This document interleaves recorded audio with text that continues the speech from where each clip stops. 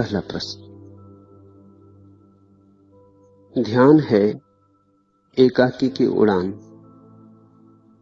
एकाकी तक, भक्ति है एकाकी की उड़ान परमात्मा तक। क्या ध्यान की तरह भक्ति भी एकाकीपन से ही शुरू होती? धर्म का जन्म ही एकांत में है, एकाकीपन में। जहां तक भीड़ है, जहां तक भीड़ में लगाव, जहां तक भीड़ के बिना रहना क्षण भर को कठिन, वहां तक धर्म नहीं संसार है। और ध्यान रहे, भीड़ से भाग के ही कोई भीड़ से नहीं भाग जाता है। भीड़ में होकर भी कोई एकांत में हो सकता है। भीड़ भीतर नहीं होनी चाहिए, और एकांत में होकर भी भीड़ में हो सकता है। दूर हिमालय की गुफा में बैठ के भी तुम अगर चिंतन करो औरों का, मित्रों का, परिजनों का, शत्रुओं का, बाजार का, दुकान का, तो तुम भीड़ में हो। तो भीड़ मनोवैज्ञानिक जरूरत जब तक है, जब तक ऐसा लगता है कि बिना भीड़ के मैं मिटा, बिना भीड़ के मैं न रह सकूंगा, चाहिए ही भीड़। बाहर हो तो ठीक, बाहर ना हो तो भीतर मन की भीड़ खड़ी कर लूंगा, तब तक तुम संसार में हो। संसार मन की इस रुग्ण दशा का नाम है कि दूसरों के बिना मैं नहीं हो सकता हूं। पर निर्भरता का नाम कि मेरा अस्तित्व दूसरों के होने पर ही निर्भर, कि मेरा सुख दूसरे पर ही निर्भर है। अकेला मैं दुखी हूं, दूसरा मुझे सुख देगा। फिर पति हो, पत्नी हो, मां हो, पिता हो, भाई हो, मित्र हो, मगर कोई दूसरा मुझे सुख देगा। सुख दूसरे के पास है, मैं भिखारी हूं। यह संसार। सुख मेरा मेरे भीतर है, मैं सम्राट हूं। यह धर्म। तो धर्म का जन्म ही एकांत में होता है। लेकिन एकांत का मतलब अकेलापन नहीं होता है। भूल के मत सोचना कि एकांत का मतलब अकेलापन होता है। अकेलापन तो एक नकारात्मक दशा है। जैसे सब घर के बाहर चले गए और तुम अकेले रह गए, ये एकांत नहीं है। घर में अकेले हो मगर मन हजार दौड़ें भर रहा है। घर में अकेले हो मगर अकेले होने में रस तो नहीं आ रहा, अकेले होने में छंद तो पैदा नहीं हो रहा, मगन तो नहीं हो, मस्त तो नहीं हो, उदास। सोचते हो कोई आ जाए, कोई मित्र ही द्वार खटका दे, कोई पड़ोसी बुला ले, कोई आ जाए। और अगर कोई ना आए तो रेडियो चला लो, टेलीविजन देखने लगो, अखबार पढ़ो, उपन्यास पढ़ो, मगर खो जाओ कहीं। अकेलापन तब जब एकांत काटता हो, एकांत तब जब अकेलेपन में रस की धार बहे। तो एकांत और अकेलेपन का फर्क भी समझ लेना। एकांत तब जब तुम परम आनंदित हो, तुम्हें याद भी नहीं आती दूसरे की, क्षण भर को भी दूसरे का विकल्प खड़ा नहीं होता, दूसरे का विचार लहराता नहीं। तुम परम मस्ती में हो, तुम डोल रहे हो अपनी मस्ती, तुम अपने को ही पी रहे हो। तुम्हारे भीतर से गीत उठ रहे,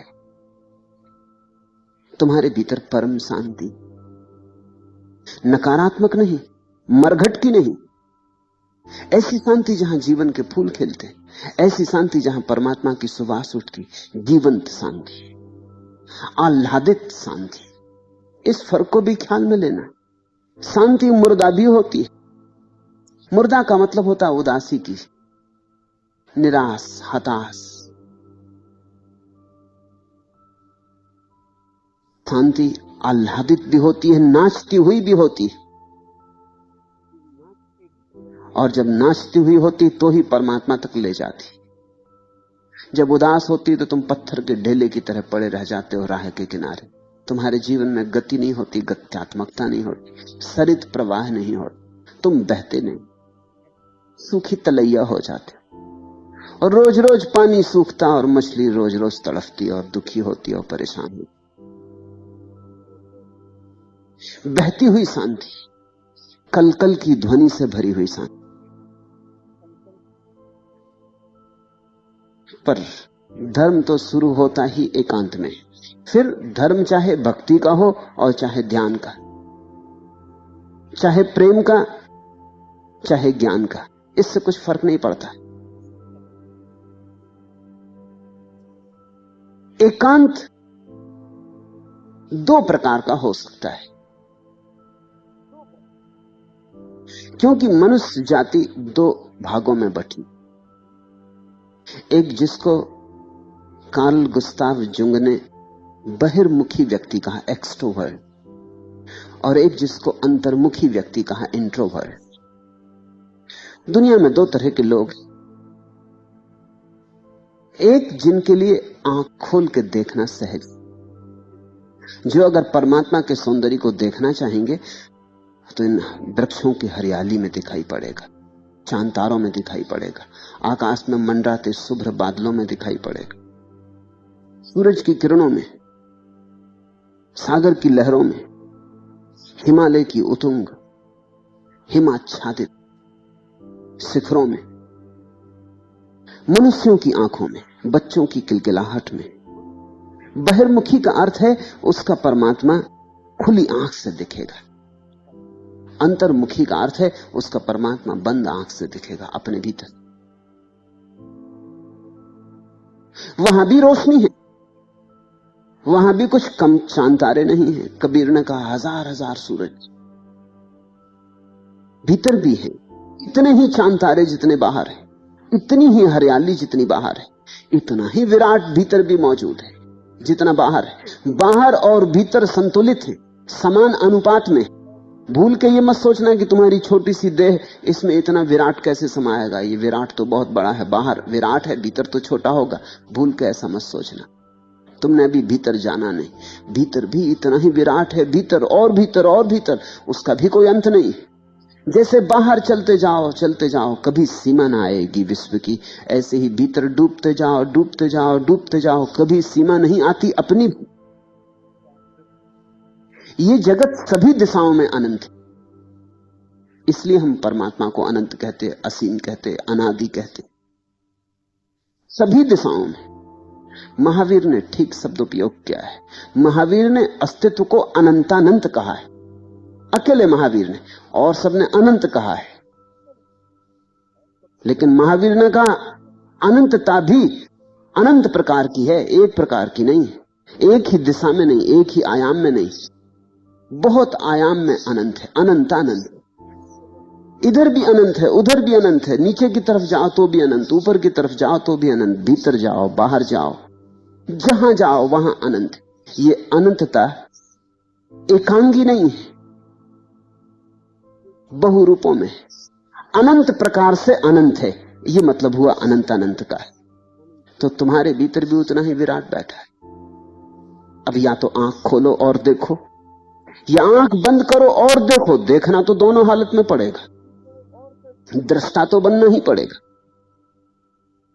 चेतना तो पड़ेगा ही, चैतन्य को जगाना तो पड़ेगा। सोए सोए काम ना चलेगा। बहुत लोग हैं जो आंख खोलकर सोए हुए, और बहुत लोग हैं जो आंख बंद करके सो जाते। सो जाने से काम ना चलेगा, फिर तो आंख बंद है कि खुली है बराबर, तुम तो हो ही नहीं, देखने वाला तो है ही नहीं, तो ना बाहर देखोगे ना भीतर देखोगे। ये आंख बीच में, पलक खुल जाए तो बाहर का विराट, पलक झप जाए तो भीतर का विराट। बहिर्मुखी का अर्थ है जिसे परमात्मा बाहर से आएगा, अंतर्मुखी का अर्थ है जिसे परमात्मा भीतर से आएगा। अंतर्मुखी ध्यानी होगा, बहिर्मुखी भक्त। इसलिए अंतर्मुखी परमात्मा की बात ही नहीं करेगा, परमात्मा की कोई बात ही नहीं, परमात्मा तो पर हो गया। अंतर्मुखी तो आत्मा की बात करेगा। इसलिए महावीर ने, बुद्ध ने परमात्मा की बात नहीं की, वे परम अंतर्मुखी व्यक्ति हैं। और मीरा, चैतन्य, इन्होंने परमात्मा की बात। ये परम बहिर्मुखी व्यक्ति, अनुभव तो एक का ही है, क्योंकि बाहर और भीतर जो है वो दो नहीं है, वो एक ही है। मगर तुम कहां से पहुंचोगे? बाहर से पहुंचोगे या भीतर से? इससे फर्क पड़ जाता है। इधर से कान पकड़ोगे या उधर से, इतना ही फर्क है। कान तो वही हाथ में आएगा, आता तो परमात्मा ही हाथ में। जब भी कुछ हाथ में आता है परमात्मा ही हाथ में आता है, और तो कुछ है ही नहीं हाथ में आने को। जिस हाथ में आता है वो हाथ भी परमात्मा है, परमात्मा ही परमात्मा के हाथ में आता है। मगर बहिर्मुखी एक ढंग से यात्रा करता, अंतर्मुखी दूसरे ढंग से। बहिर्मुखी मूर्ति रखेगा भगवान की, मंदिर बनाएगा, श्रृंगार लगाएगा भगवान को, नाचेगा मूर्ति के आसपास, सूर्य को नमस्कार करेगा, चांतारों में देवताओं का निवास बनाएगा। ठीक, जैसे भी हो उस परम सौंदर्य की प्रतीति होनी चाहिए। अंतर्मुखी मूर्ति इत्यादियां हटा देगा, उसकी कोई जरूरत नहीं। न साज श्रृंगार करेगा परमात्मा। ऐसा हुआ, राबिया एक सूफी फकीर औरत के घर एक दूसरा सूफी फकीर हसन ठहरा हुआ था। सुबह हुई, अंधेरा कटा, सूरज निकला। हसन बाहर खड़ा था झोपड़े के। इस अपूर्व सुबह को देखकर मगन हो उठा। भक्त था, नाचने लगा और उसने आवाज दी राबिया को कि राबिया तू भीतर बैठी क्या कर रही, बाहर आ। बड़ी सुंदर सुबह निकली, परमात्मा की ऐसी सुंदर सुबह, और तू भीतर बैठी क्या कर रही। सूरज ने अपना जाल फैला दिया, पक्षी गीत गा रहे हैं, सुबह की शीतल हवा है, रात का अंधेरा कट गया है। ये परम आनंद के क्षण तू भीतर बैठी क्या कर रही। और पता है राबिया ने क्या कहा? राबिया खिलखिला के हंसी और उसने कहा हसन तुम ही भीतर आओ, क्योंकि बाहर तुम जिस सूरज को देख रहे हो मैं उस सूरज बनाने वाले को अपने भीतर देख रही। उसने भीतर का मतलब बिल्कुल गहरा लिया, उसने झोपड़े की भीतर की बात ही नहीं की।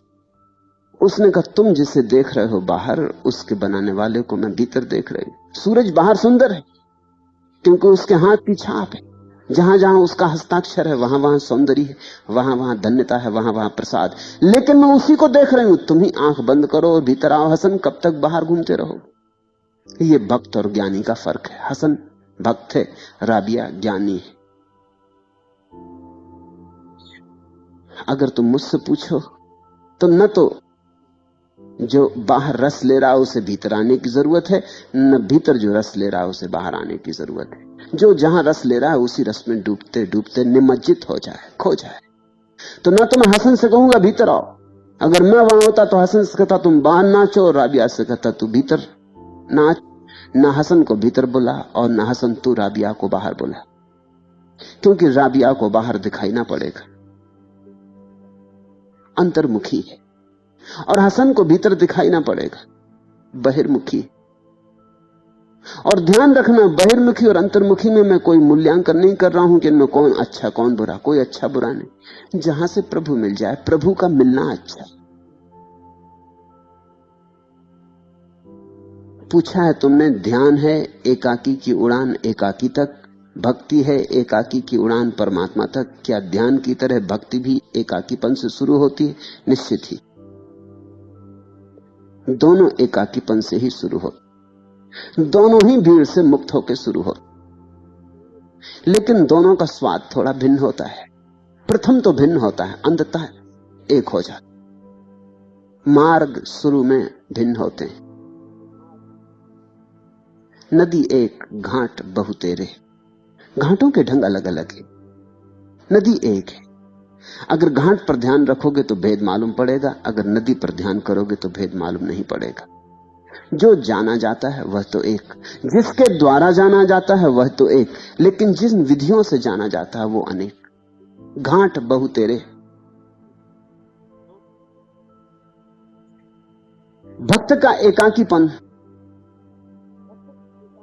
अलग, ज्ञानी का एकाकीपन अलग प्रथम चरण में। तुम बड़े हैरान होगे कि एकाकीपन और एकाकीपन कैसे अलग हो सकते हैं। समझने की कोशिश करो। जब भक्त एकाकी होता है तो अपने को मिटाने लगता है, तभी एकाकी हो पाते। जब परमात्मा बचता है, भक्त मिट जाता है, तो एकाकी एक बचा। जब तक भक्त भी रहता तब तक दो। इसलिए भक्ति की सारी चेष्टा है परमात्मा बचे, मैं मिट जाऊं। कबीर कहते, प्रेम गली अति सांकरी, तामें दो न समाए। या तो मैं या तू। अगर यही मामला है तो मैं को मिटा दूंगा। इसलिए तो कहा पलटू ने कि जो अपने हाथ से शीश काटने को तैयार हो, वही इस मार्ग पर कदम बढ़ाए। इतना जो पागल हो, ऐसा जो मर्द हो, वही कदम बढ़ाए। अपने को मिटा डालना होगा, पहुंच डालना होगा। एक ही बचे, परमात्मा बचे। ज्ञानी क्या करता है? ध्यानी क्या करता है? ध्यानी भीड़ को छोड़ता है, परमात्मा को भी छोड़ देता है। वो कहता है, जब तक ये परमात्मा, तब तक तो दूजा बचा है। इसलिए बौद्ध ज़ैन फकीरों ने कहा है, अगर बुद्ध भी रास्ते पे मिल जाएं तो उठा के तलवार दो टुकड़े कर देना, ताकि तुम अकेले बचो, दूसरा नहीं चाहिए। ज़ैन फकीरों ने कहा है कि अगर बुद्ध का नाम भी स्मरण आ जाए तो कुल्ला करके मुंह साफ कर लेना। ये बुद्ध के भक्त इस तरह कह रहे हैं, ये ज्ञान का मार्ग। ये कहते हैं दूसरे की जरा भी जगह नहीं है, एक ही बचना चाहिए। तुम्हारी चेतना मात्र बचे, कोई भी ना बचे। चेतना में कोई दृश्य ना बचे, कोई दिखाई पड़ने ना बचे। कोई भी बचा है दूसरा, भगवान भी बचा है दूसरा, तो अड़चन है। रामकृष्ण के गुरु तोतापुरी ने रामकृष्ण को कहा था, जब तक ये तेरी काली बची है तब तक तू अभी मुक्त नहीं हुआ। ये काली तो गिरानी पड़ेगी, ये काली तो हटानी पड़ेगी। ये ज्ञानी बोल रहा है, भक्त, क्योंकि अभी कुछ तो बचा दूसरा। द्वि बची, द्वैत बचा, अद्वैत चाहिए। दर्पण बचे, और दर्पण में किसी का भी प्रतिबिंब न बचे। पहले प्रतिबिंब बनता था लोगों का, अब नहीं बनता, लेकिन परमात्मा का बनने लगा। मगर परमात्मा भी तो पर है।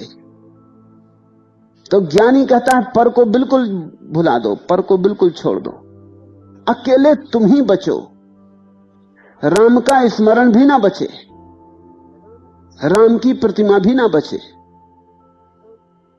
शुद्ध निर्विकार निर्विकल्प चैतन्य बचे, वहां पहुंच गए। फर्क समझना, ध्यानी सब पर को छोड़कर पर में परमात्मा भी सम्मिलित है। जब अकेला बच जाता है तो एकाकी। और भक्त सबको छोड़कर परमात्मा को बचा लेता, सब में स्वयं भी सम्मिलित है, सबको छोड़कर परमात्मा को बचा लेता, तब एकाकी। मगर परमात्मा बचे या आत्मा बचे, जब एक ही बचती तो उन दोनों का स्वाद एक ही हो जाता है। फिर उसके नाम का ही फर्क है। जिसको महावीर आत्मा कहते हैं उसी को शंकर परमात्मा कहते हैं। फिर नाम का ही भेद है, फिर जरा भी फर्क नहीं रहा। जहां एक ही बचा, अब तो नाम की ही बात रही। तुम उसे क्या कहते हो, आत्मा कहो, परमात्मा कहो। ध्यानी आत्मा कहेगा, क्योंकि ध्यानी तो परमात्मा को छोड़ ही चुका, मिटा ही चुका। तो अब तो जो बची है वो मेरा ही शुद्धतम रूप है। अहम ब्रह्मास्मि, मैं ही ब्रह्म हूं। और भक्त तो ये कैसे कहेगा कि मैं ही ब्रह्म हूं? वो तो कहेगा, मैं तो गया, पहले ही जा चुका, वो तो कब का जा चुका। अब तो ब्रह्म मात्र है, अब तो तू ही है।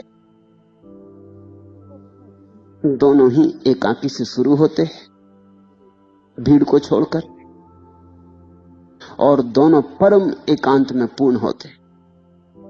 शुरू में थोड़े थोड़े भेद होंगे, अंतर्मुखता के, बहिर्मुखता के। अंतिम चरण में कोई भेद नहीं रह जाता, अभेद प्रकट होता है।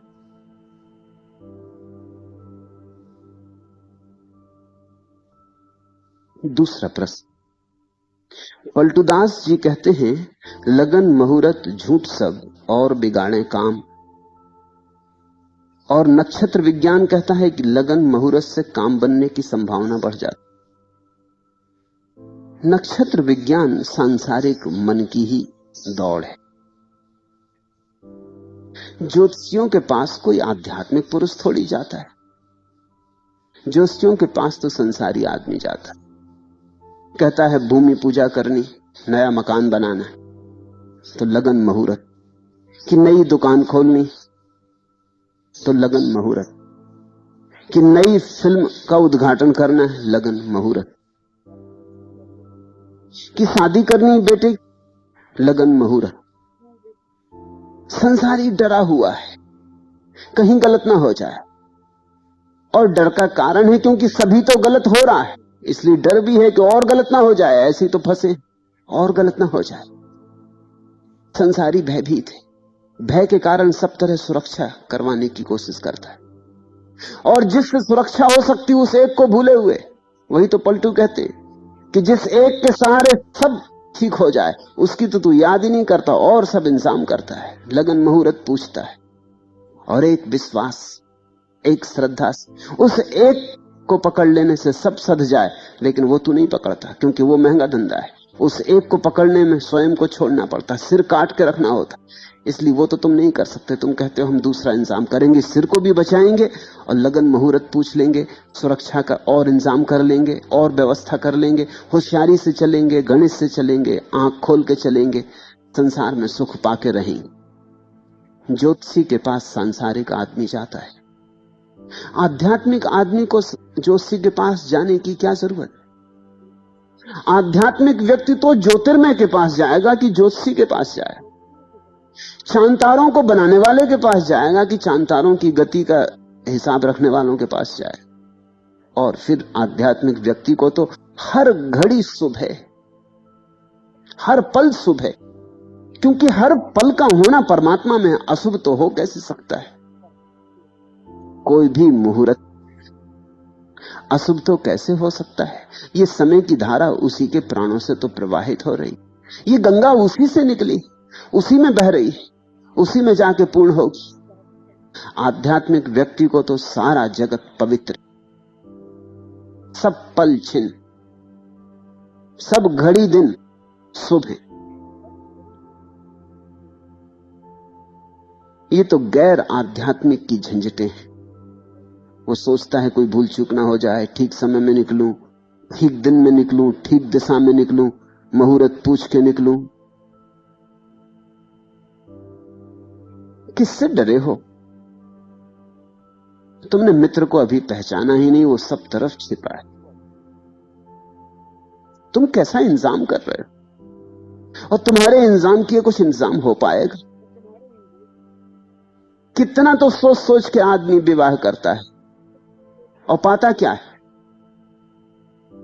तुमने कभी सोचते भी हो कि सब विवाह इस देश में लगन मुहूर्त से हो, और फिर फल क्या हो?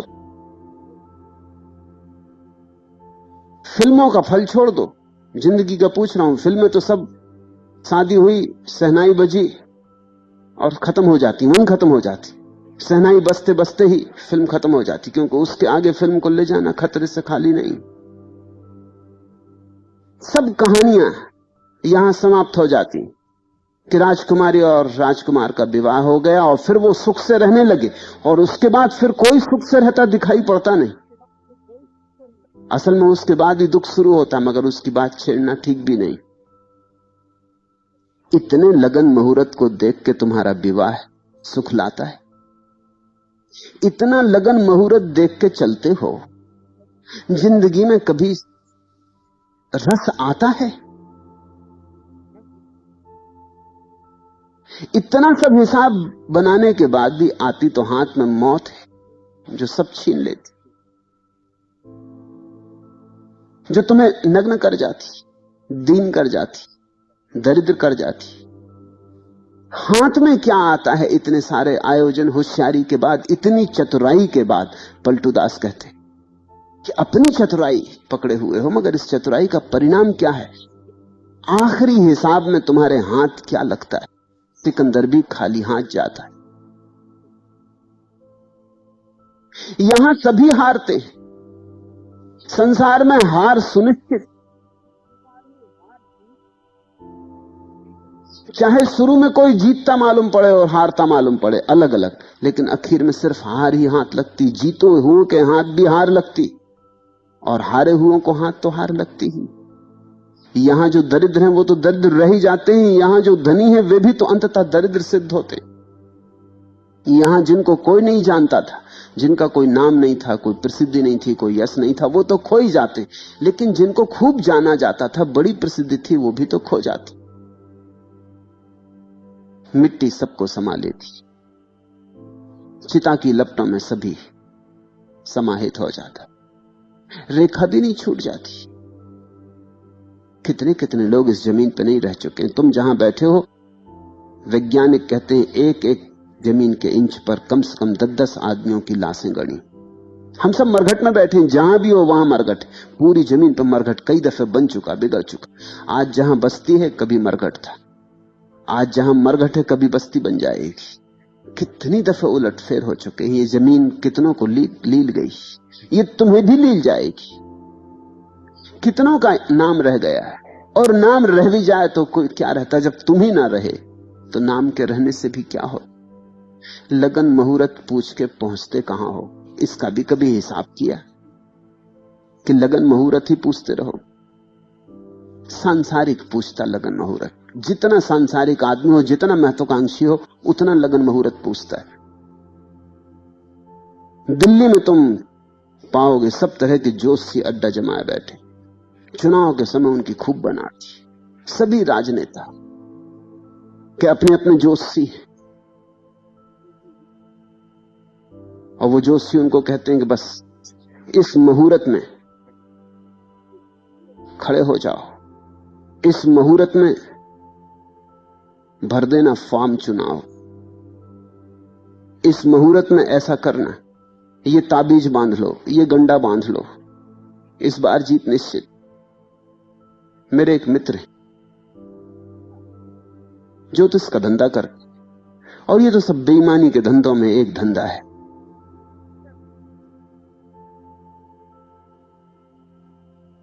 उन्होंने एक कारीगिरी की, उससे खूब प्रसिद्ध हुए।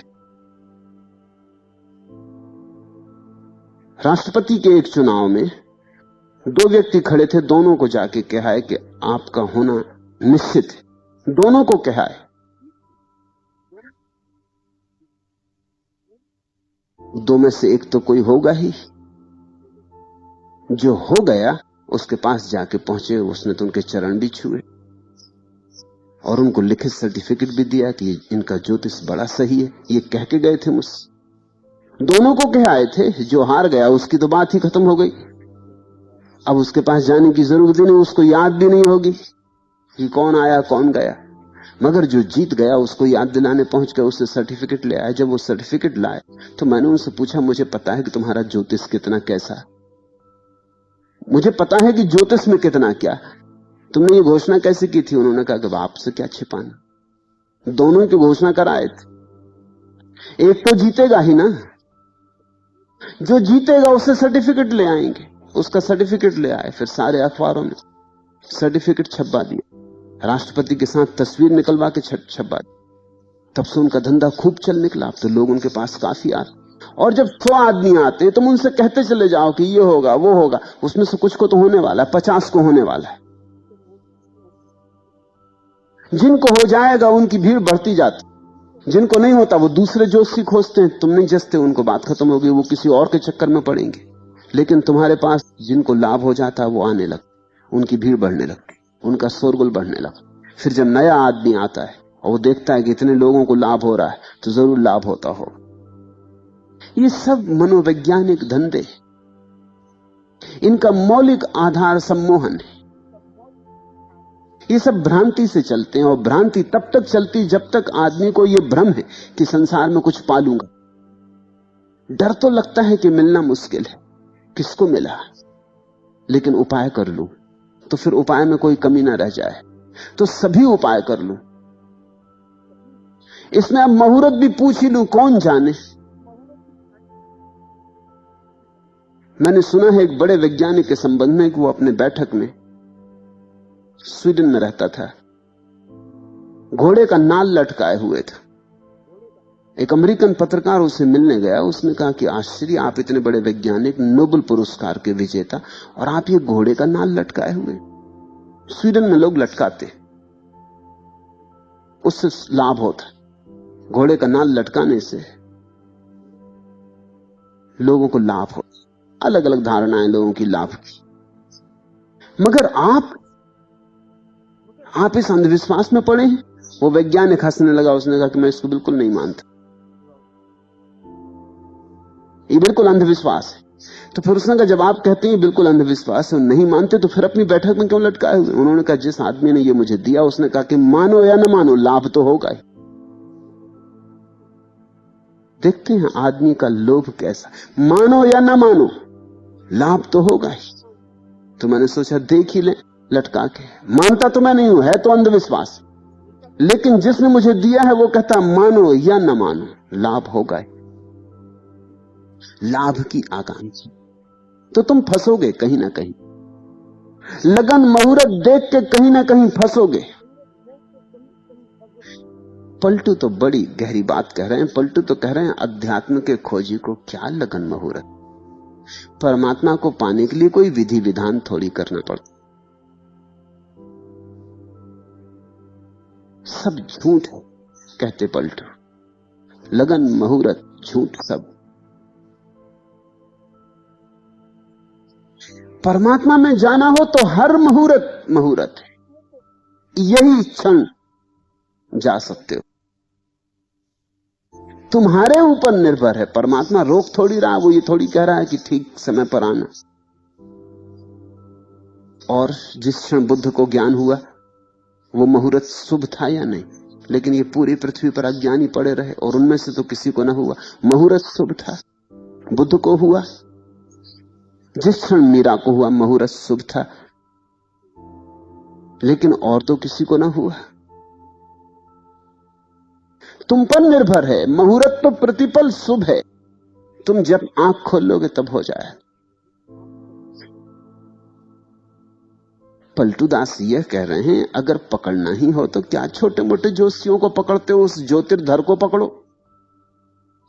जिसने समय बनाया उसी की शरण गह लो। जिसने सब पल क्षण बनाए उसी की याद से भर जाओ। तो कहते हैं जब राम की याद आ जाए, जब उसके नाम का स्मरण हो जाए, वही शुभ घड़ी। जब याद करो तभी शुभ घड़ी।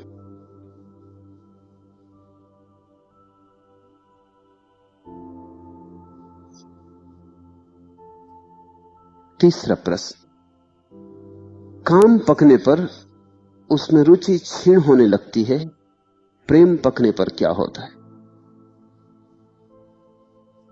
जो भी पक जाएगा उसमें रुचि क्षीण हो जाती। जिसमें पकान आ गई, हम उसके आगे बढ़ गए। पका फल वृक्ष से गिर जाता है। पका की गिरा, कच्चा होता है तब तक वृक्ष पर होता है। जब तक कच्चा होता है तब तक इसलिए वृक्ष पर होता है कि अभी पकना है, और वृक्ष के रस की जरूरत है। रस मिलेगा तो पकेगा। जब पक गया तो गिर जाएगा, क्योंकि वृक्ष को और भी कच्चे फल हैं जिन पर ध्यान देना है। अब तुम पक गए, तुम गिर गए। इसलिए तो पके व्यक्ति फिर नहीं लौटते, बुद्ध फिर नहीं लौटते, पलटू फिर नहीं लौटते। पक गए। ये संसार के वृक्ष से उनने जितना रस लेना था ले लिया, गिर गए इस वृक्ष। जो पक जाता है जीवन में, उससे ही मुक्ति हो जाती। तुम थोड़ा चौंकोगे, क्योंकि तुम सोचते थे काम पक जाएगा, काम की वासना पक जाएगी तो गिर जाएगी, फिर प्रेम का जन्म होगा। फिर प्रेम पकेगा तब क्या होगा? जब प्रेम पकेगा तो प्रेम भी गिर जाएगा और प्रार्थना पैदा होगी, और जब प्रार्थना भी पक जाएगी तो प्रार्थना भी गिर जाएगी।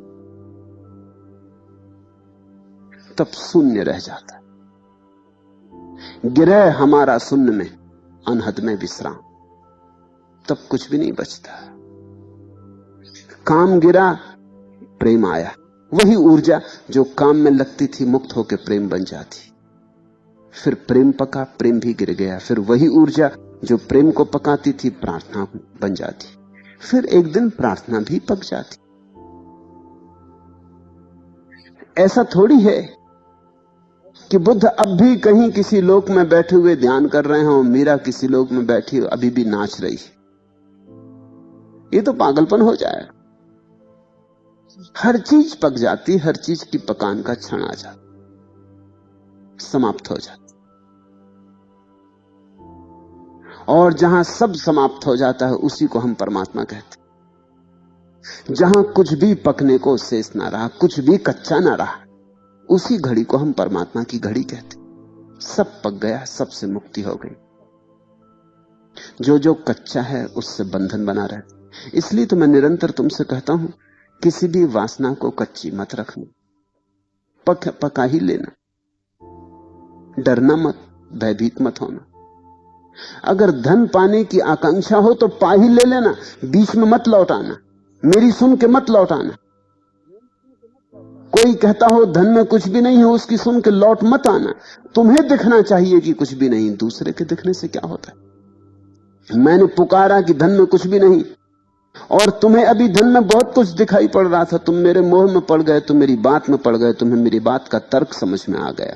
तर्क समझ में आ गया, लेकिन तर्क से कोई अनुभव तो बनता नहीं। मैंने तुम्हें चुप कर दिया, तुम मुझसे जूझ ना पाए, विवाद ना कर पाए। मैंने बड़े तर्कों से तुम्हें शांत कर दिया, तुम मेरे साथ चलने लगे। लेकिन तुम्हारा मन तो बाजार की तरफ दौड़ता रहेगा। तुम्हारी देह मेरे साथ हो जाएगी, तुम्हारा मन बाजार में ही दौड़ता रहेगा। तुम्हें धन अभी पाना था, अभी महत्वाकांक्षा भीतर बनी रहेगी। रात तुम सपने देखोगे, जब कभी ध्यान करने बैठोगे तो ध्यान तो ना हो पाएगा, धन ही धन की याद आएगी। तब तुम परेशान होगे, तुम कहोगे कि क्या बात है, मैं ध्यान करने बैठता हूं, धन की याद क्यों आती। कुछ भी अड़चन नहीं, सीधी सी बात है कि धन अभी पका नहीं था। अभी तुमने अपने अनुभव से नहीं जाना था कि धन व्यर्थ है। तुम्हें तो लगता है अभी भी कि सार्थक है। मेरी बात सुन के चले आए। कानों सुनी सो झूठ सब, आंखों देखी सांच। आंख पर भरोसा करना, कान पर नहीं। इस देश में यह दुर्घटना बहुत घटी है। घटने का कारण कि इस देश का सौभाग्य कि यहां बहुत संत पुरुष हुए। वो सौभाग्य हमने अपने दुर्भाग्य में बदल लिया। हमने संतों की अमृत वाणी सुनी, हमें उनकी बात जची। न केवल उनका तर्क प्रबल था, उनके व्यक्तित्व का वजन भी प्रबल था।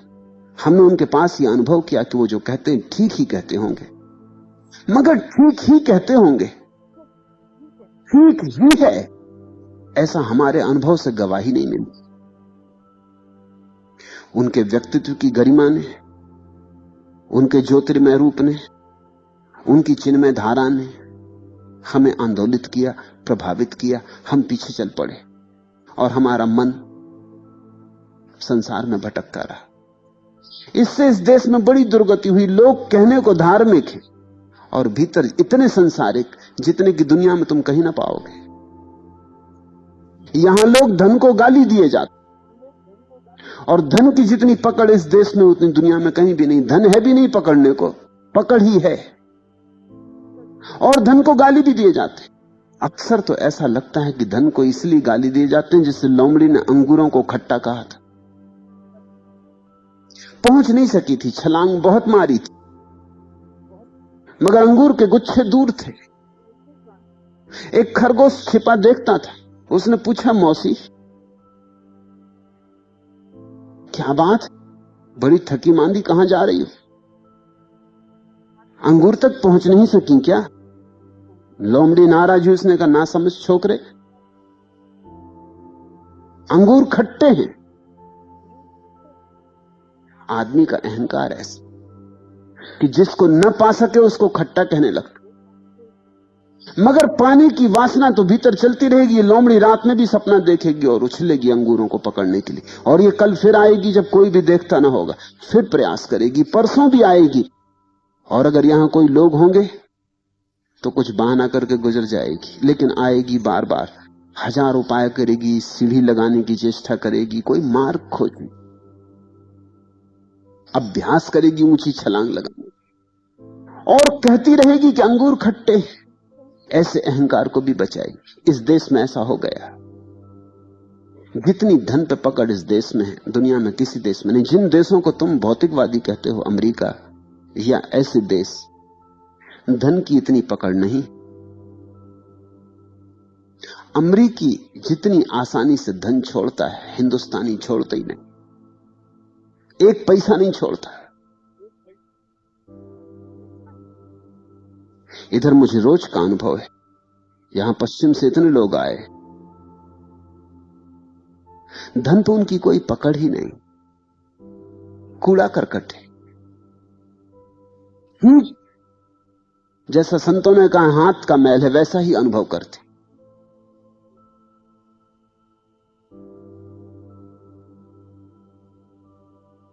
लेकिन हिंदुस्तानियों की पकड़ भारी है भी नहीं, अंगूरों तक पहुंच भी नहीं पाए, और अंगूर खट्टे हैं ये भी दोहराए चले जाते।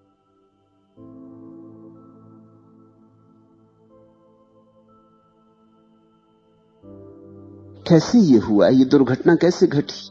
ये एक बड़े सौभाग्य के कारण घटी। ये बड़ा चमत्कार है, बड़ा विरोधाभास। सौभाग्य ये कि परम संत इस देश में हुए, उन्होंने बड़े अनुभव की बात कही, उन्होंने अपने अनुभव की बात कही, उनके लिए तो पक गई थी बात। बुद्ध ने जब कहा कि धन में कुछ भी नहीं, तो जान के कहा। तुमने जब मान लिया, तब तुमने बिना जाने मान लिया, बस वहीं भूल हो गई, तो तुम अड़चन में पड़ जाते।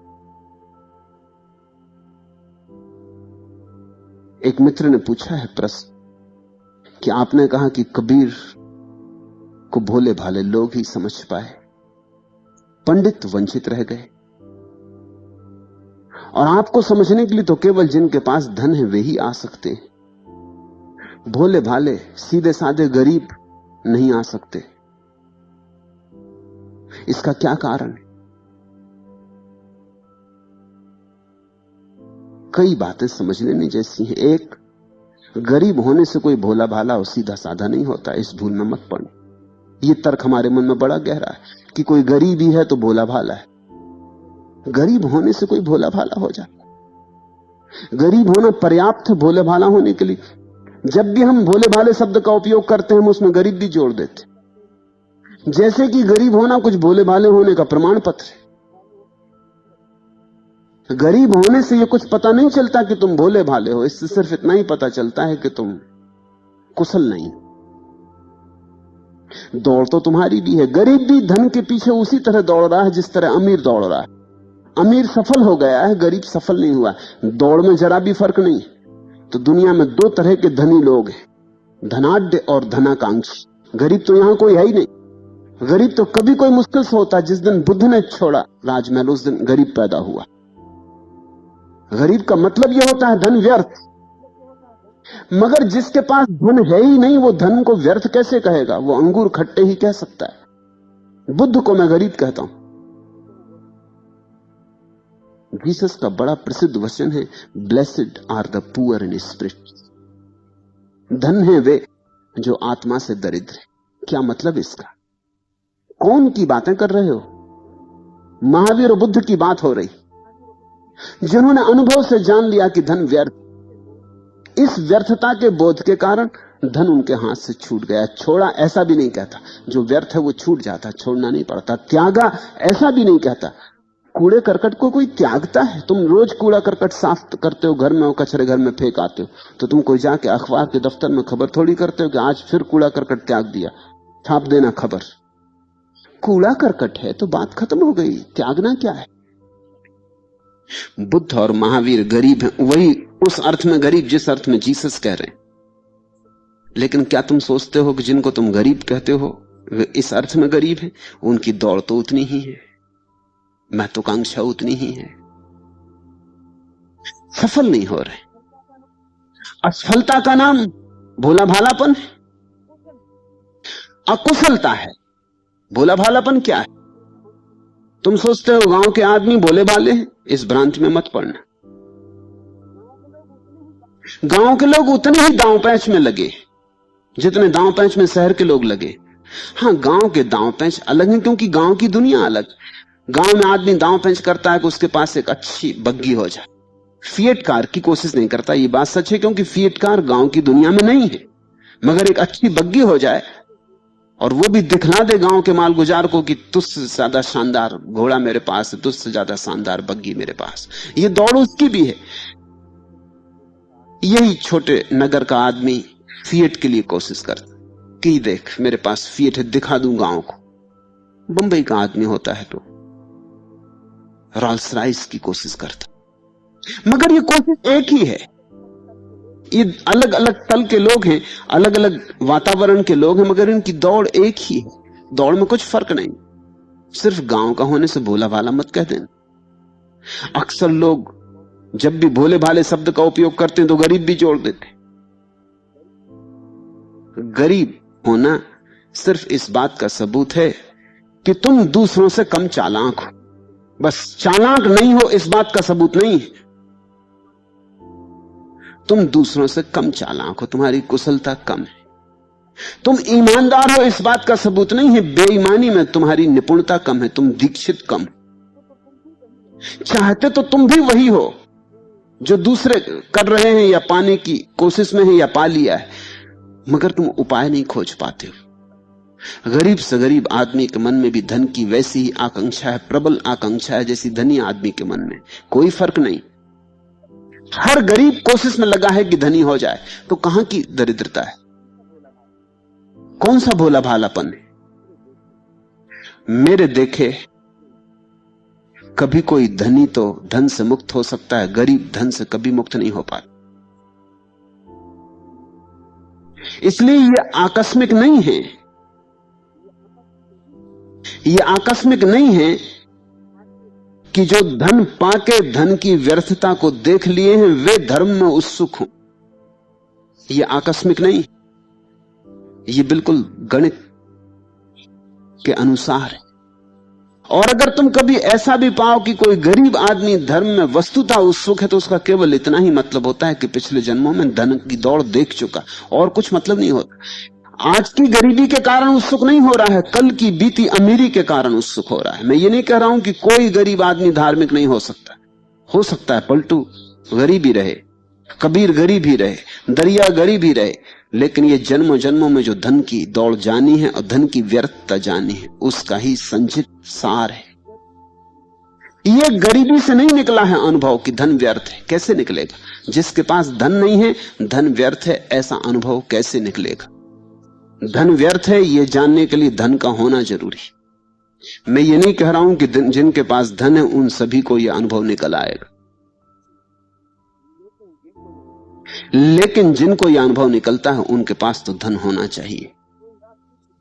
जो काम वासना की दौड़ में दौड़े हैं उनके जीवन से काम वासना की व्यर्थता साफ हो जाती। जिन्होंने पद की दौड़ में दौड़ भाग लिया है वो धीरे धीरे पद की व्यर्थता को देखने लगते। जो पद की दौड़ में है, धन की दौड़ में है, महत्वाकांक्षा की दौड़ में है, धन भी जिनके पास है, पद भी जिनके पास है, और फिर भी उनको पद और धन की व्यर्थता नहीं दिखाई पड़ती, वो गंवार है। उनके पास बुद्धि नहीं, वो बुद्धू है। मेरे देखे अगर कोई गरीब आदमी धर्म में उत्सुक हो जाए तो बड़ा बुद्धिमान है, और अमीर आदमी धन में उत्सुक ना हो तो बड़ा बुद्धू है। गरीब उत्सुक हो जाए तो वो यही बता रहा है कि उसके पास बड़ी प्रज्ञा की, बड़ी समझ जन्मों जन्मों में इकट्ठी क्यों होगी, निचोड़ है उसके पास।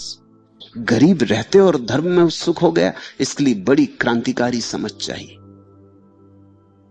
और धन होते हुए भी धन से जो मुक्त ना हो उसके लिए बड़ी जड़ बुद्धि चाहिए। सब है और उसको दिखाई नहीं पड़ता कि इसमें कुछ भी सार नहीं। जब सब हो तो दिखाई पड़ना ही चाहिए कि इसमें कुछ भी नहीं।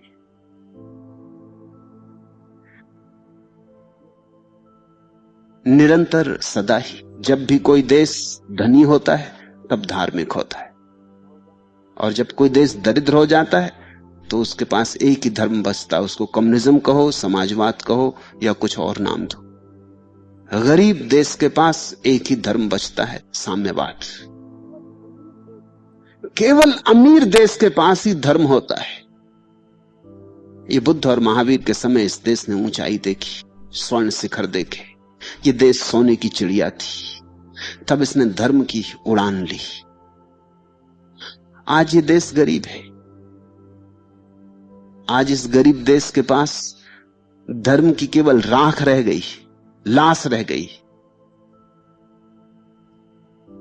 इसका असली भाव तो आज कम्युनिज्म का है, असली भाव तो समाजवाद का है। इसलिए राजनेता कोई भी हो, पार्टी कोई भी बदले, लेकिन समाजवाद की तरफ दोनों को सिर झुकाना पड़ता है। गैर समाजवादी को भी समाजवाद का नारा लगाना पड़ता है, तो ही वोट मिलता है। कोई समाजवादी हो या ना हो, इससे कोई फर्क नहीं पड़ता। लेकिन लोग एक बात जानते हैं कि जनता भूखी है, दीन है, दरिद्र है, और एक ही भाषा समझ सकती है आज। वो भाषा है कैसे अच्छा मकान मिले, कैसे अच्छे वस्त्र मिले, कैसे अच्छा भोजन मिले, कैसी नौकरी मिले। और ये बात ठीक भी, इसमें कुछ बुराई भी नहीं, कुछ गलती भी नहीं। भूखा आदमी भोजन की भाषा समझता है। कितनी सदियों से हमने सुना है और कहा है, भूखे भजन न होई गोपाला। ठीक ही बात है, भूखे भजन नहीं हो सकते। भूख में कैसा भजन? भूख में भूख का ही भजन होता है। गोपाल की कैसे याद आया? गोपाल पे तो नाराजगी आती। तो ये कुछ आकस्मिक नहीं है कि जो समृद्ध हैं वो धर्म में उत्सुक होते हैं, वे ही उत्सुक हो सकते हैं। गरीब अभी धन में उत्सुक होगा, और गरीब अगर जाए भी मंदिर, जाए भी मस्जिद, जाए भी गुरुद्वारा, तो वो धन के ही मांगने के लिए जाता, ध्यान मांगने के लिए नहीं जाता। मेरे पास आ जाते हैं कभी ऐसे लोग, तो उनकी मांग बड़ी अजीब होती। यहां मैं रोज देखता हूं, अगर पश्चिम से कोई आता है, समृद्ध देश से कोई आता है, तो उसके प्रश्न अलग होते। वो पूछता है कि मन में चिंताएं हैं, इनसे कैसे छुटकारा हो। वो पूछता है कि मन उद्विग्न है, ये कैसे शांत हो। वो पूछता है कि जीवन में कोई अर्थ नहीं मालूम पड़ता, अर्थ कैसे आए। इस देश से लोग आ जाते हैं तो उनका सवाल अजीब ही होता है। कोई कहता है कि मेरे लड़के की तबीयत खराब है, आपकी कृपा हो जाए तो वो ठीक हो जाए।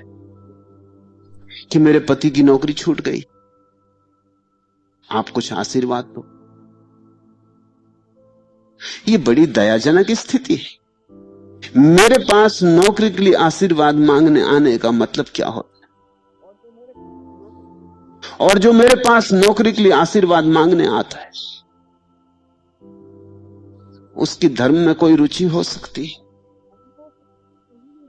अभी तो संसार ही नहीं पका, अभी सत्य की तरफ उठना कैसे होगा?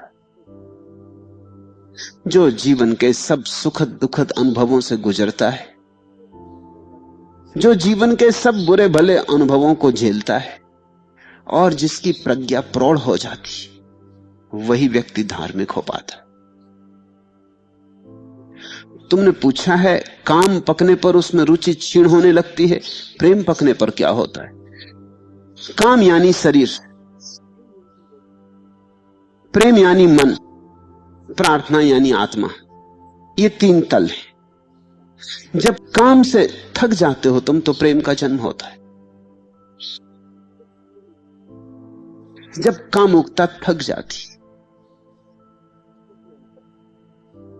तो प्रेम का सूत्रपात होता। जब तक तुम कामुकता से भरे हो, तब तक कैसा प्रेम? तब तक तो तुम केवल शरीर में उत्सुक होते हो, दूसरे व्यक्ति में तो उत्सुक होते ही नहीं, तुम शोषण करते हो।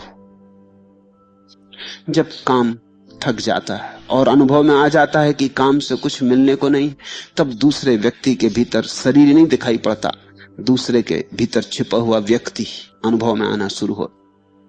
एक नई दिशा खुलती, तुम्हारे जीवन में प्रेम का सूत्रपात होता है। कोमल तंतु प्रेम के खुलते। जब प्रेम भी पक जाता है, तब तुम दूसरे व्यक्ति में व्यक्ति ही नहीं देखते, दूसरे व्यक्ति में तुम्हें आत्मा दिखाई पड़ती, परमात्मा का आवास दिखाई पड़ता है। तब प्रार्थना शुरू होती। काम को ऐसे समझो कि कली, फूल की कली। प्रेम को ऐसे समझो कि कली खिल गई, फूल बन गया, और प्रार्थना को ऐसे समझो कि सुवास मुक्त हो गई फूल से, हवा गंध से भर गई। लेकिन जब प्रार्थना भी पक जाती है तो वो भी शांत हो जाती। जब काम भी गया, प्रेम भी गई, प्रार्थना भी गई, सब चला गया और मात्र शून्य रह गया भीतर। न कोई भाव उठते, न कोई विचार उठते, न कोई संसार बचा, न कोई मोक्ष बचा, न पदार्थ बचा और न परमात्मा बचा। जहां कोई चीज बची ही नहीं, वहां तुम मूल स्रोत पर आ गए। यही क्रांति घटती, यही समाधि फलित होती। इस अवस्था को ही हमने निर्वाण कहा है। यह परम दशा है, फिर इससे गिरना नहीं होता। जो इसमें पहुंच गया उसको बुद्ध ने कहा अनागामी हो गया, अब वो वापस न लौटेगा, अब उसका पुनः आगमन न होगा। लेकिन ध्यान रखना, काम अगर पकाना और तुमने जल्दबाजी की और भाग के प्रेम पकड़ना चाहा तो तुम्हारा प्रेम झूठा रहेगा। अगर प्रेम पकाना और तुम प्रार्थना को बुला लाए तो तुम पूरे हृदय से ना बुला सकोगे। तुम्हारी प्रार्थना में छुपा हुआ प्रेम नीचे खींचता रहेगा।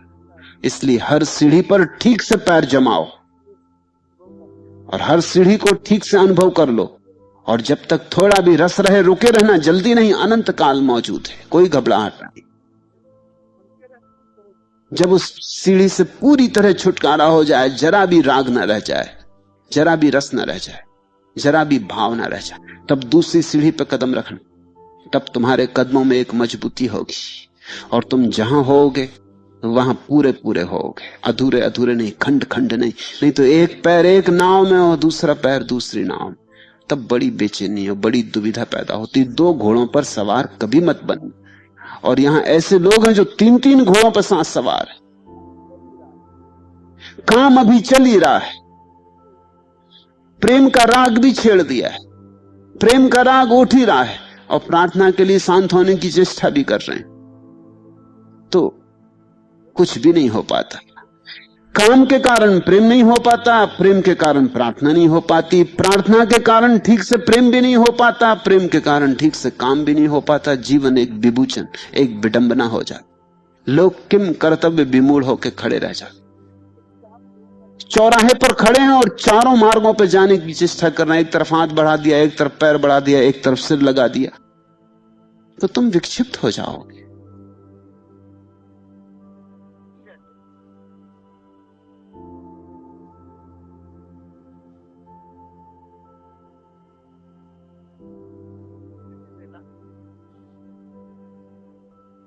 चौथा प्रश्न, सब कुछ दांव पर लगा देने का क्या अर्थ है?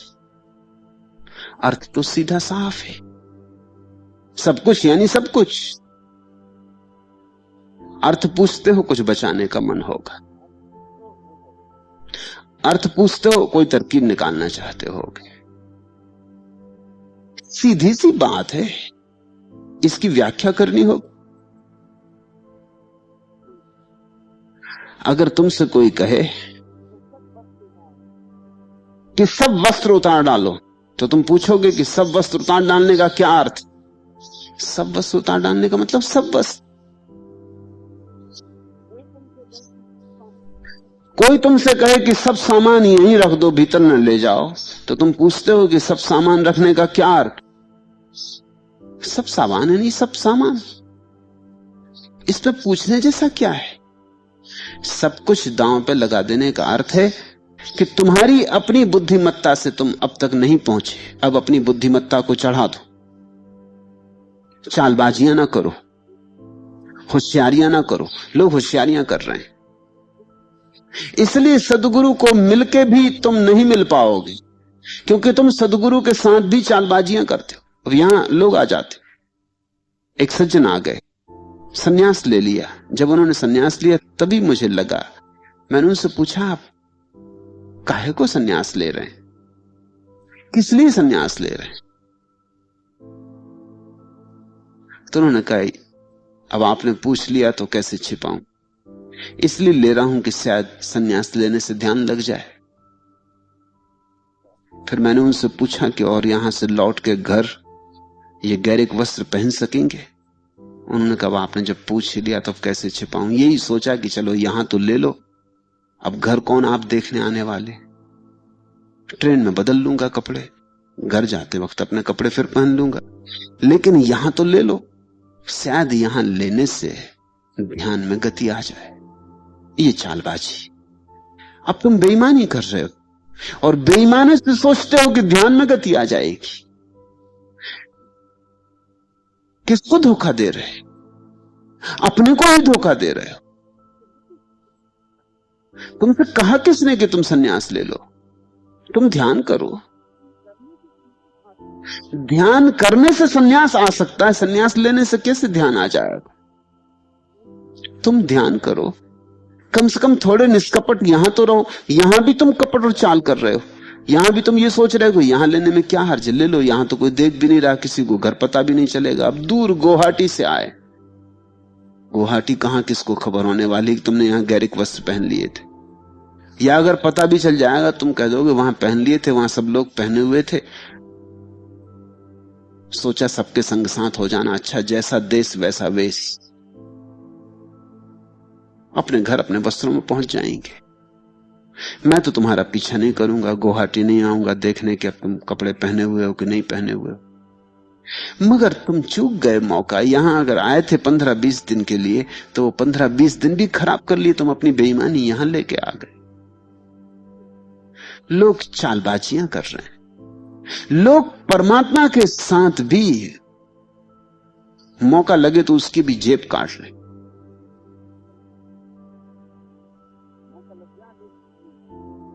मौका लग जाए तो उसको भी लूट ले। सब दांव पर लगाने का अर्थ होता है चालबाजियां, अब और नहीं। अब तुम सब खोल के ही रख दो। तुम कह दो ये मैं हूं, बुरा भला जैसा हूं स्वीकार कर ले। बुराइयां नहीं है ऐसा भी नहीं कहता, भलाइयां भलाइयां हैं ऐसा दावा भी नहीं करता। ये हूं बुरा भला सबका जोड़ तोड़, इसे स्वीकार कर ले। अब आपके हाथ में हूं, अब जैसा बनाना चाहे बना ले। पूछा है योग चिन्मय ने, यह प्रश्न योग चिन्मय का है। योग चिन्मय में ऐसी बेईमानी है? प्रश्न अकारण नहीं उठा है, होशियारी है। करते भी हैं तो, अगर मैं कहूंगा तो कुछ करते भी हैं तो उतने ही दूर तक करते हैं जहां तक उनकी बुद्धि को जचता, उससे 1 इंच आगे नहीं जाते। होशियारी बरतो, कोई हर्जा नहीं, मेरा कुछ हर्जा नहीं। तुम ही चूक जाओगे तो चूकते चले जा रहे हैं। यहां मेरे पास आने वाले प्राथमिक लोगों में से हैं और पिछड़ते जा रहे हैं, क्योंकि सब दांव पे लगाने की हिम्मत नहीं है। अपनी बुद्धि को बचा के लगाते हैं। वो कहते हैं इतना तो हिसाब अपना रखना ही पड़ेगा। कल आप कहने लोग गड्ढे में कूद जाओ तो कैसे कूद जाऊंगा, देख लेता हूं कि ठीक है नीचे मखमल बिछी तो कूद जाता हूं। अब गड्ढे में पत्थर पड़े हो तब तो मैं रुक जाऊंगा, जब तक मखमल बिछी तब तक कूदूंगा। जब गड्ढे में देखूंगा पत्थर पड़े तो मैं कहूंगा कि अब नहीं कूद सकता। तो अपनी होशियारी को लेके चलोगे, चूक जाओगे। फिर मुझे दोष मत देना, दोष तुम्हारा ही था, अपने को बेसर्त न छोड़ा। और ऐसे बहुत मित्र हैं, और अगर चूकते हैं तो नाराज होंगे, सोचेंगे कि शायद उन पर मेरी कृपा कम है, शायद मैं पक्षपाती हूं। लेकिन कभी ये न देखेंगे कि क्यों चूक रहे हैं, किस कारण चूक रहे हैं। मन चालबाज है। मैंने सुना एक आदमी ने अखबार में खबर दी, आवश्यकता है एक नौकर की। विज्ञापन पढ़ के एक आदमी नौकरी के लिए आया। नौकरी की आशा से आने वाले उम्मीदवार ने पूछा मुझे वेतन क्या मिलेगा? उस आदमी ने कहा, जिसने विज्ञापन दिया था, कि वेतन कुछ नहीं मिलेगा, केवल खाना मिलेगा। आदमी गरीब था, उसने कहा चलो ठीक है, खाना ही सही। और काम? काम क्या होगा? नौकर ने पूछा। उन सज्जन ने कहा सवेरे शाम 2 वक्त गुरुद्वारा जाके लंगर में खाना खाओ, साथ ही हमारे लिए खाना बांध के लेते आओ।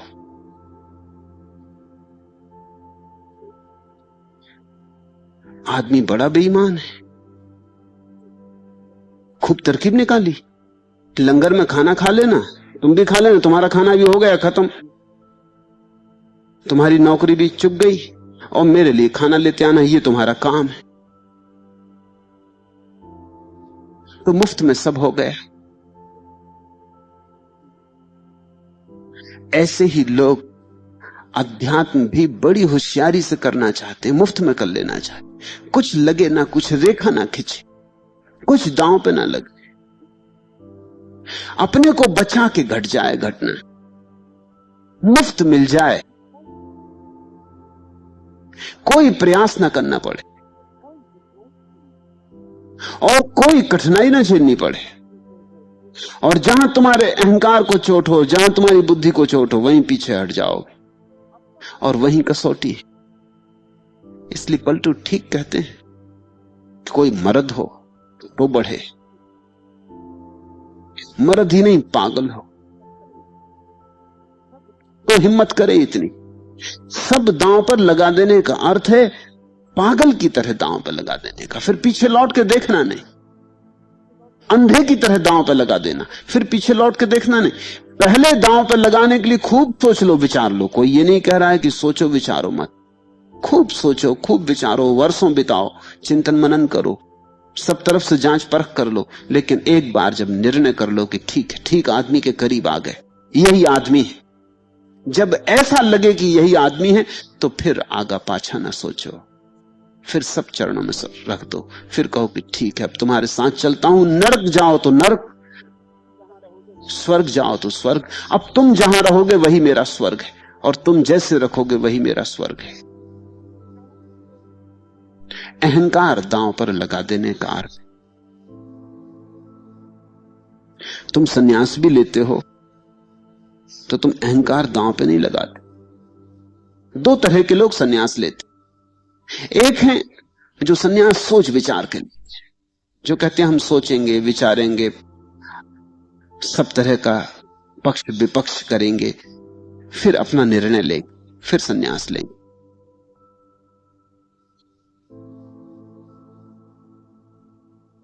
दूसरे हैं जो भाव से सन्यास लेते हैं, विचार से नहीं। बड़ा अन्य सन्यास है उनका, आंसुओं के माध्यम से सन्यास लेते हैं, तर्क के माध्यम से नहीं। रस विभोर होकर सन्यास लेते हैं, निष्पत्ति से नहीं, निष्कर्ष से नहीं, बुद्धि को एक तरफ रख के सन्यास लेते हैं। मेरे पास आते हैं, उनसे मैं पूछता हूं कुछ सोच लो, वो कहते हैं सोचना क्या। मैं उनसे कहता हूं पहले विचार लो, वो कहते हैं विचारना क्या, आपको देखा, बात हो गई। आप अगर अपात्र समझें तो न दें, आप अगर न दें तो आपकी मर्जी, मगर मैं लेने को हूं। और अब सोचना विचारना नहीं। सोच विचार तो बहुत चुका है और जिंदगी भर सोच विचार में गंवा दी और कुछ हाथ में ना लगा। अब एक काम तो मुझे कर लेने दें बिना सोच विचार के। ये जो भाव से उठा सन्यास, चिन्मय ने जब सन्यास लिया तो काफी सोच विचार किया और अभी भी सोच विचार चल रहा है। बड़ी सोच विचार से बड़ा हिसाब लगाया होगा, भीतर दिन बिताए, बड़ी झिझकते झिझकते सन्यास में प्रवेश किया और अभी भी प्रवेश हो नहीं पाया। अभी भी दरवाजे पर ही अटके, अभी भी दरवाजे पर खड़े, अभी भी उस सीमा पर खड़े हैं जहां से वापस लौटना संभव है। उससे आगे नहीं बढ़ते हैं जहां से कि वापस लौटना कठिन हो जाए, जहां से कि वापस लौटा ही ना जा सके, उस सीमा तक नहीं जाते। फिर चूकेंगे, चूक रहे हैं, और जब चूकेंगे तो दोष मुझे देंगे। ये भी मजा है। जब चूकोगे तो स्वभावतः कहीं तो दोष दोगे, किसी को तो दोष दोगे, तो मुझे ही दोष दोगे। एक स्त्री से कोई पूछ रहा था कि तेरी खिड़की का कांच कैसे टूट गया। उसने कहा मुझसे मत पूछो, मेरे पति से पूछो, उन्होंने तोड़ा है।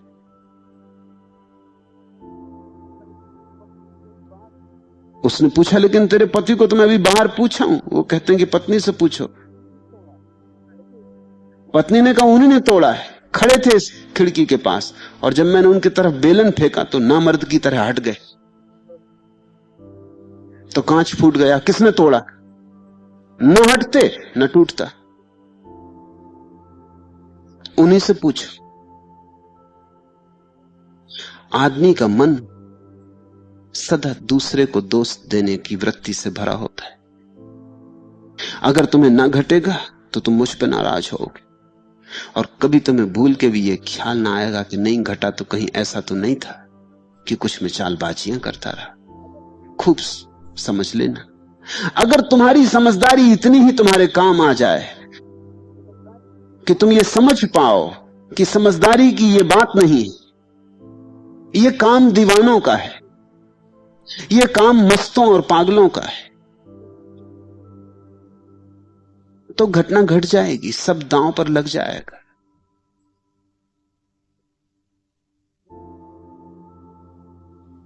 कहे न ठंडी सांस में अब भूल वह जलती कहानी, आग हो उर में तभी द्रग में सजेगा आज पानी, हार भी तेरी बनेगी माननी जय की पताका, राख क्षणिक पतंग की है अमर दीपक की निशानी, वेद दो मेरा हृदय माला बनूं प्रतिकूल क्या है, मैं तुम्हें पहचान लूं स्कूल तो स्कूल क्या है।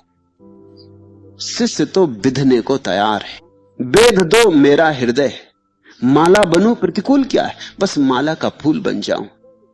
वेद दो मेरा हृदय, छेद दो मेरा हृदय, माला बनूं प्रतिकूल क्या है।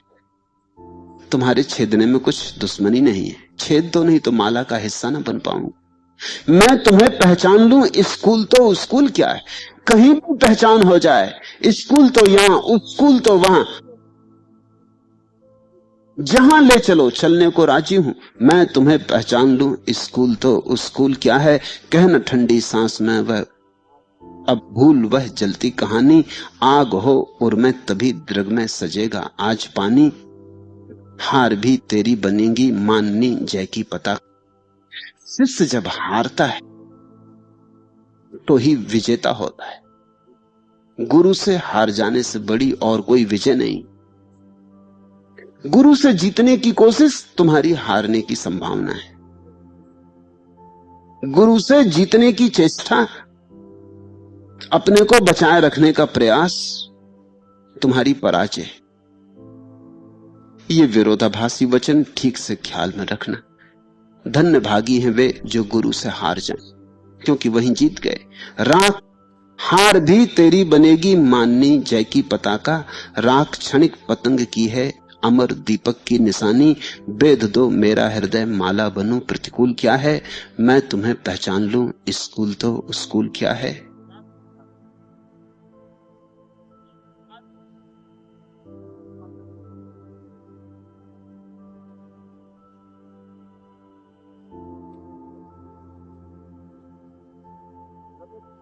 पांचवा प्रश्न, प्रबल जीवेशना के होते हुए भी किस भांति भक्त को अपने हाथ से अपना शीश उतारना संभव होता है, कृपा करके समझाइए।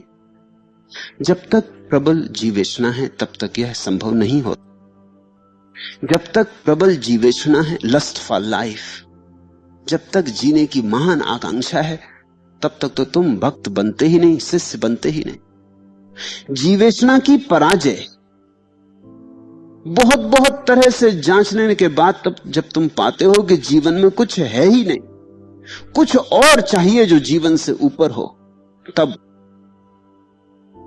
बुद्ध ने राजमहल छोड़ा। उस रात बड़ी मीठी कहानी बौद्ध शास्त्रों में। बुद्ध युवा थे, सब उनके पास था, सुंदर पत्नी थी, और उसी रात उनको बेटा हुआ था, बेटा जन्मा था। बुद्ध ने उसका नाम राहुल रखा, बड़े सोच के रखा। राहुल का मतलब होता है राहु, जिसके चक्कर में कभी चांद पड़ जाता है तो ग्रहण लग जाता है। तो बुद्ध ने कहा कि ये और बेटा हो गया आज।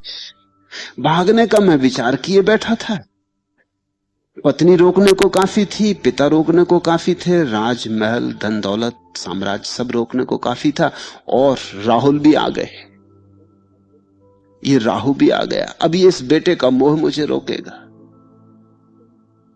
इसलिए नाम राहुल रखा।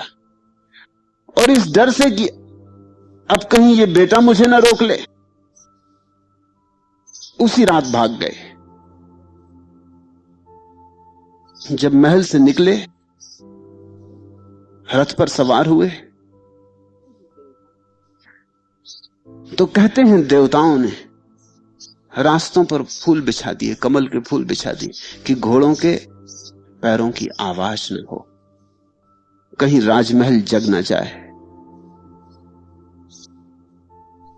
नहीं तो एक ये जो महाक्रांति का क्षण आया है एक आदमी के जीवन में, ये रुक जाएगा, अवरुद्ध हो जाए। सदियों में कभी कोई बुद्ध होता है,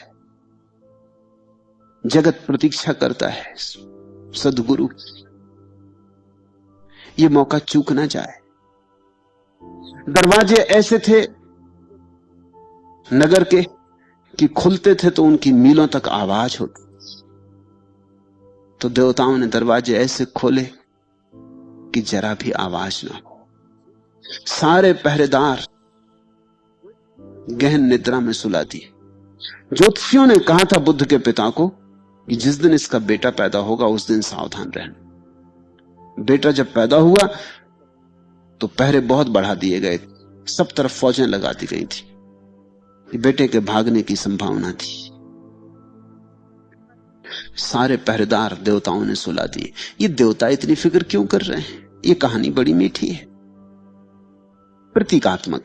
ये इतना ही कह रही है कि सारा अस्तित्व आह्लादित होता है जब कोई व्यक्ति सत्य की तरफ उन्मुख होता है। सब तरफ से सहारा मिलता है, सब तरफ से सहयोग मिलता है। जब कोई असत्य की तरफ जाता है तो सारा जगत तुम्हारा दुश्मन हो जाता है, और जब कोई सत्य की तरफ जाता है तो सारा जगत तुम्हारा साथी हो जाता। बस तुम जाओ भर। फिर जब महल छोड़कर दूर वन में निकल आए और अपने सारथी से कहा कि अब तू लौटा ले जा रथ को, मेरे इस प्यारे घोड़े को, मुझे क्षमा कर, मैं चला जंगल, मैं सत्य की खोज पर निकला हूं। उस बूढ़े सारथी ने आंखों में आंसू भरे हुए कहा, आप ये क्या कर रहे हैं? ये सुंदर महल, ये सुंदर पत्नी, ये सब सुख भोग आप छोड़ के जा रहे हैं। इसी को पाने के लिए तो हर आदमी तड़फ रहा है। हर आदमी ऐसे ही महल चाहता है, ऐसा ही धन, ऐसी सुंदर पत्नी, ऐसा सुंदर बेटा चाहता है।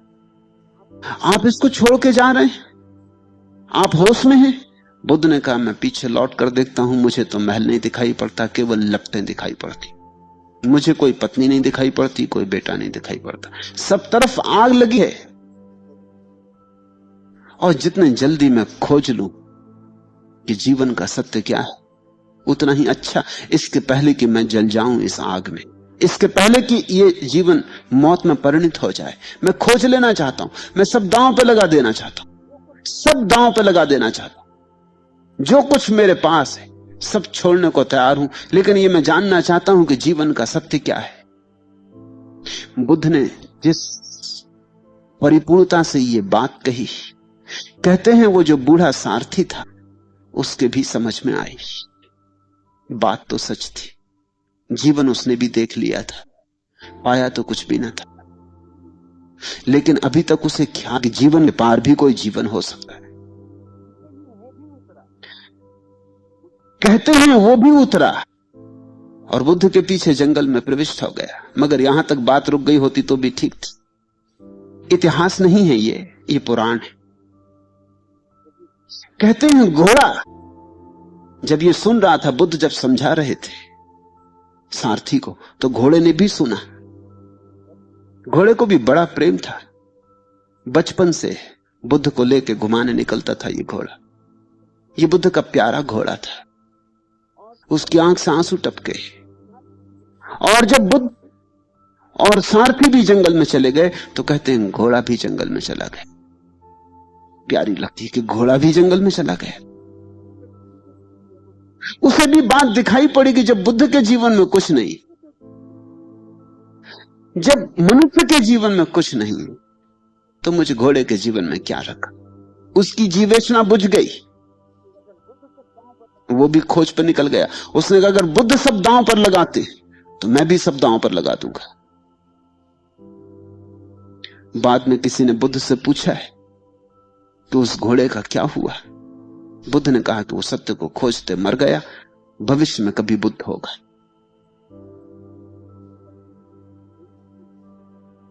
सब दांव पर घोड़े ने भी लगा दिया। चाहिए अब घोड़े के पास विचार तो नहीं है, लेकिन घोड़ा भी रोता है। घोड़े के भी आंसू गिरते। घोड़े के पास बहुत बुद्धि तो नहीं है, लेकिन प्रेम था इस आदमी से, इस बुद्ध से। और ये जब जाने लगा तो उसको भी चौंक आई, चेत आया, होश आया। प्रबल जीवेषणा जब तक है तब तक तो तुम शिष्य न बन सकोगे, भक्त न बन सकोगे। लेकिन प्रबल जीवेषणा ही तुम्हें उस घड़ी ले आती है जहां जीवेषणा गिर जाती। जीवेषणा में दौड़ दौड़ के एक दिन पता चलता है इस जीवन में कुछ भी नहीं। जिस दिन यह पता चलता है कि इस जीवन में कुछ भी नहीं, उसी दिन पलट, उस दिन तुम्हारी नई खोज शुरू होती। फिर तुम धन नहीं खोजते, ध्यान खोजते हो। संसार नहीं खोजते, सन्यास खोजते हो। बंधन नहीं खोजते, मोक्ष खोजते हो। वासना नहीं खोजते, प्रार्थना खोजते हो। जब ऐसी खोज शुरू हो जाती तो ही समर्पण होता है, तो ही कोई शीश को उतार कर रखने को राजी होता है।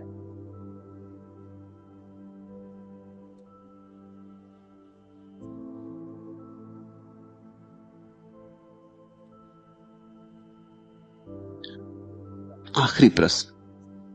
संत पलटू दास उसे गंवार कहते हैं जो जगत की झूठी माया में फंसा, बेवकूफ जो प्रेम की ओर कदम बढ़ाता है। फिर बुद्धिमान कौन है? गंवार उसे कहा उन्होंने जो अभी संसार में उलझा है, इसे होश नहीं, ये क्या कर रहा है। इसे गंवार कहा उनकी तरफ से जिन्हें होश आ गया है,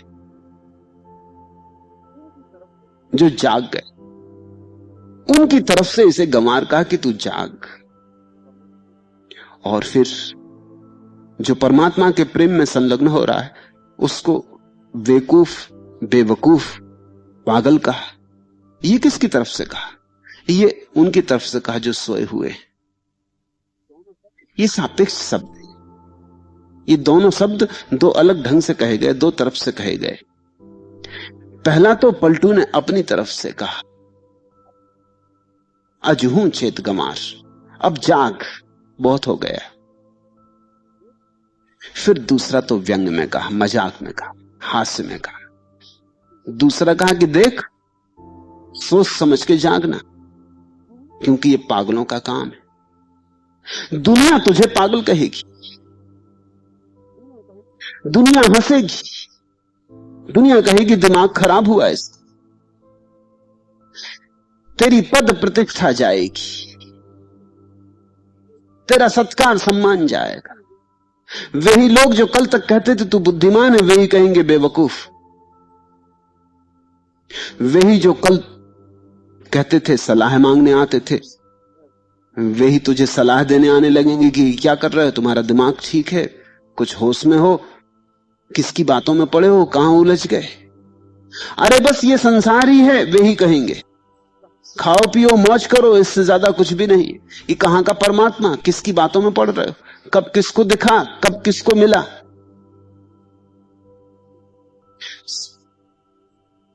पलटू मजाक में कह रहे हैं दूसरी बात। वे कह रहे हैं कि अगर पागल बनने की तैयारी हो क्योंकि दुनिया पागल कहेगी। अपना रखना, संत तो बहुत कम है जो तुमको गंवार कहें, ना के बराबर। ऐसा आदमी कभी कभार तुम्हें मिलेगा जो तुम्हें गंवार कहे, और तुम अगर उसके पास ना जाओ तो तुम्हें सुनने का कोई सवाल भी ना उठेगा। लेकिन ये संसार तो चारों तरफ है जो तुम्हें पागल कहेगा। तो अगर तुम्हें यह चुनना हो कि संतों के द्वारा गंवार कहे जाना चुनना कि संसार के द्वारा पागल कहे जाना चुनना, तो तुम सोचोगे कि संत कितने हैं।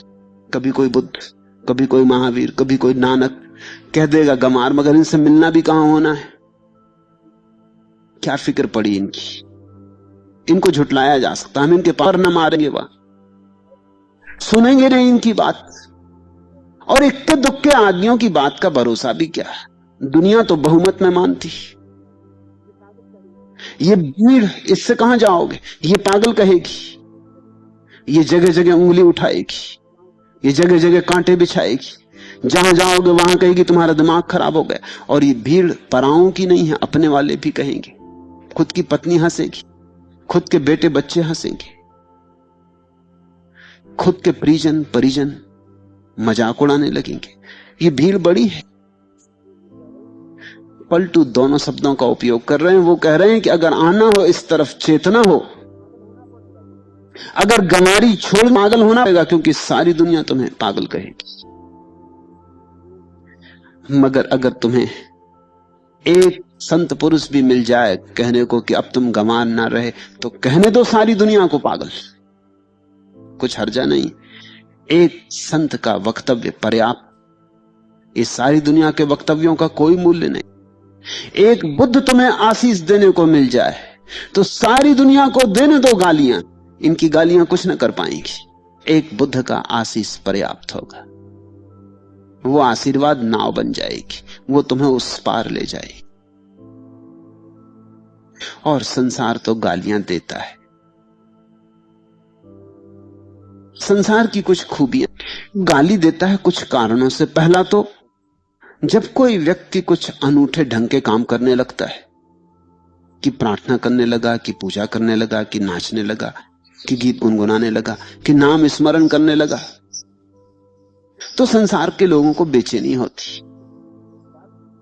ये बेचैनी स्वाभाविक है। ये बेचैनी इस बात की है कि इस आदमी की मौजूदगी से उन्हें अपने पर शक होने लगता है कि हम कहीं गलत तो नहीं कर रहे, कहीं हम भूल तो नहीं कर रहे। और ये बात खटकती है कि कोई आदमी हमें दिखा रहा है कि हम भूल कर रहे हैं। वो झपटते हैं प्रतिरोध में, प्रतिशोध में, प्रतिक्रिया में। वो सिद्ध करना चाहते हैं कि तुम गलत, जरूर नहीं कि तुम गलत। मेरे एक मित्र, मेरे एक सन्यासी ने पटना से लिखा, सन्यास लेकर गए, बड़े आनंद मग्न थे। जब मुझसे विदा लेने आए थे तब भी मैंने उनसे कहा था कि थोड़ा संभालना इस आनंद मग्नता को, इसको ज्यादा छलकने मत देना, क्योंकि लोग समझ ना पाएंगे, लोग समझेंगे पागल हो गए। पर वो बोले रोक भी कैसे सकता हूं, ये छलक रही। और जरूर वो मस्त थे, गहरी मस्ती में थे। और 10 दिन बाद ही उनका पत्र आया कि आपने ठीक ही कहा, मैं बड़ी झंझट में पड़ गया हूं, अस्पताल में भर्ती हूं। घर के लोग समझते मेरा दिमाग खराब हो गया, क्योंकि घर के लोग कहते हैं कि बिना कारण तुम प्रसन्न क्यों, कभी तो नहीं थे पहले, तुम बिना कारण हंसते क्यों हो, अकेले बैठे बैठे तुम हंसते क्यों हो, बीच रात में उठ के क्यों बैठ जाते हो, आंख बंद करके क्या करते हो। पत्नी, बच्चे, परिवार सबने मिलकर उन्होंने लिखा कि मुझे अस्पताल में भर्ती कर दिया, और यहां मैं हंसता हूं या भजन गाता हूं, देने पड़ेंगे। दवाई से अगर नहीं माने तो मुझे और हंसी आती कि ये भी खूब हो रहा। मैं जिंदगी भर दुखी रहा, कोई इलेक्ट्रिक शॉक देने ना आया। मैं जिंदगी भर परेशान था, बेचैन था, चिंता में था, और किसी ने मुझे पागल न समझा, ये भी खूब हुई। जिंदगी में पहली दफा आनंद की थोड़ी सी गंध मिली और मैं पागल हो गया। और मेरी पत्नी भी नहीं समझती, उसको मैं समझाता हूं, वो कहती तुम चुप रहो, तुम बिल्कुल बोलो ही मत, तुम होश में नहीं हो। मैंने अपने बेटे को बुला के कहा कि शायद तू पढ़ा लिखा, तू कुछ समझ जा। उसने कहा आप शांति रहिए। डॉक्टर ने बोलने की मनाही की, आप बकवास करो। और उनका लिखना भी ठीक है। वो कहते हैं कि इससे मुझे और हंसी आ रही, इससे मैं और ये जगत का खेल देख के प्रसन्न हो रहा हूं, मगर मेरी प्रसन्नता उन्हें दिक्कत में डाले दे रही। पूछा है कि अब मुझे अस्पताल से बाहर निकलने मिलेगा कि नहीं।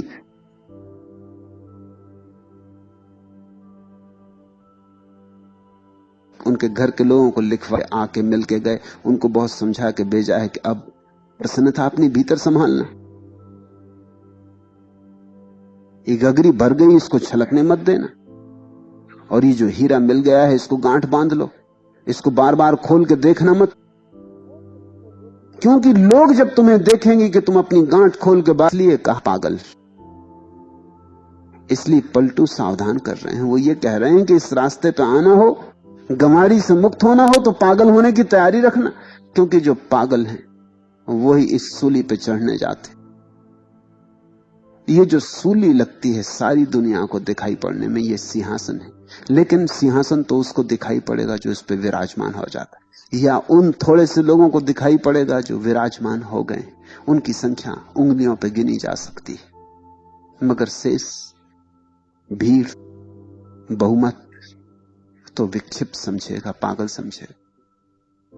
पश्चिम के पागलखानों में ऐसे बहुत से लोग बंद जो पागल नहीं, जो पागलों के लिए बड़े जोर से आंदोलन चलाया है कि ये पागल नहीं है, ये मस्त लोग हैं, जिनको सूफी मस्त कहते हैं, हिंदू परमहंस कहते हैं। ये मस्त हैं, इनको तुम पागलखानों में डाले हुए और इनको सता रहे हो, और इनके हाथों में जंजीरें पहना दी, और इनका कोई कसूर नहीं। इनका सिर्फ कसूर इतना है कि प्रसन्न है, आनंदित। ये दुनिया इतनी दुखी है कि यहां आनंदित होना अपराध है। ये दुनिया इतनी गंवार है कि यहां बुद्धिमान होना गंवारों की आंखों में पागल सिद्ध हो जाए। आज इतना है।